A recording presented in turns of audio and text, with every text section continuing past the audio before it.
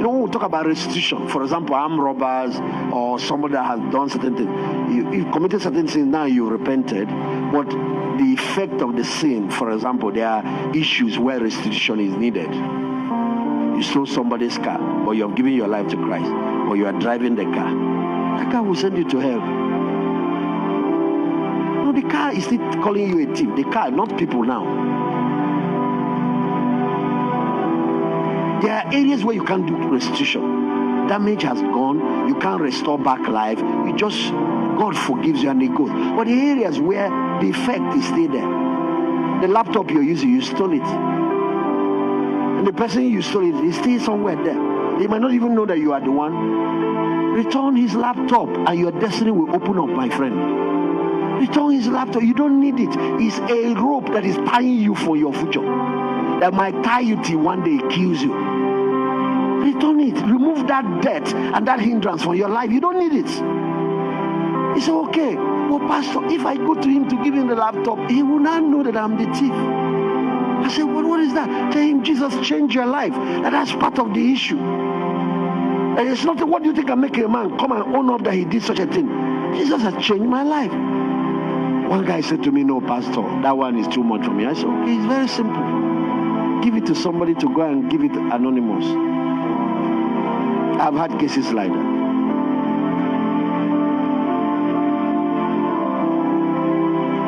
And we call the people and give it back to them and tell them certain people who gave their life to Jesus answered altar call. Brought back things they took from people, and this is one of them. They mentioned that they collected this from you. Verify, let's be sure, is he or he say yes. The guy started. So Christianity is still producing it. Next thing you see him that he's giving his life to Christ too. You know, we have what man has done to Christianity and done to church. There is authentic Christianity.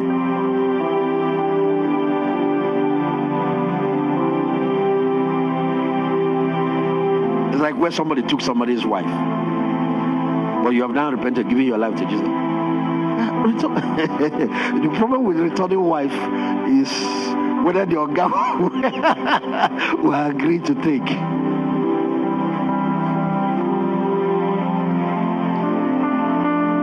But let's say you are shacking up with a married woman and now you give your life to Christ. You say, thank God, all things are passed away. The shacking continues.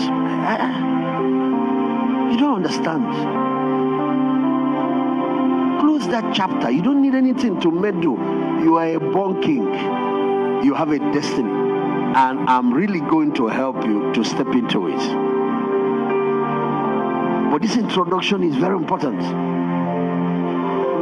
We're not going to let any of this small stuff hinder you.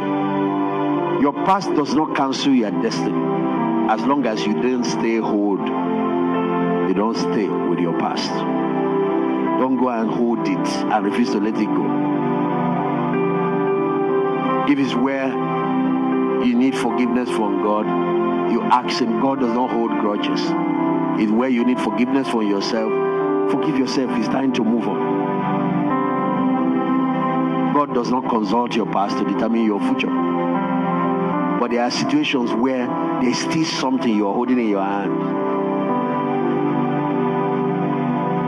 You used to use gun and rob people. You now come give your life to Christ. It's time to bury that error. I don't mean carry the gun, bury at the back of your house. One day temptation comes to your head, you go and dig it up. That's not what I mean. You have to destroy that error and bring an end, a closure to it. 2 armed robbers came to my meeting and they were listening as we're helping everybody discover that there is a future for them. And somewhere along the line, the Holy Spirit came upon me and I was talking and I said, there's a person here, but you are, right now, you are robbing people to earn a living, stealing and doing all that. But you are somebody that has a calling to be in government and helping to solve the problems of society. Anyway, finally, they came and met me and they've given their life to Christ. They were talking about what do we do with this. I said, office of a pastor does not include disarming people. I don't know how to handle guns, but I work with policemen. If you want them, we can get them, but they will not charge you for anything. or we get pastors that are trained in this. And of course, they got helped and all of that. Do you know that the second guy today owns a very huge company that sells finishings for buildings? You know, these things like bathtubs, you know, all those gadgets, jacuzzis and all that. And he's a millionaire, a multi-millionaire. The other one went into State House of Assembly and ended up finally in the National House of Assembly. Yet, one day we were talking, they came to see me and they were greeting me, and we were laughing about the past. I said, you know, you will not be alive by now if you did not make that change at that point. And the guy said, who will be an armed robber if you can see your future? It's because people don't see it.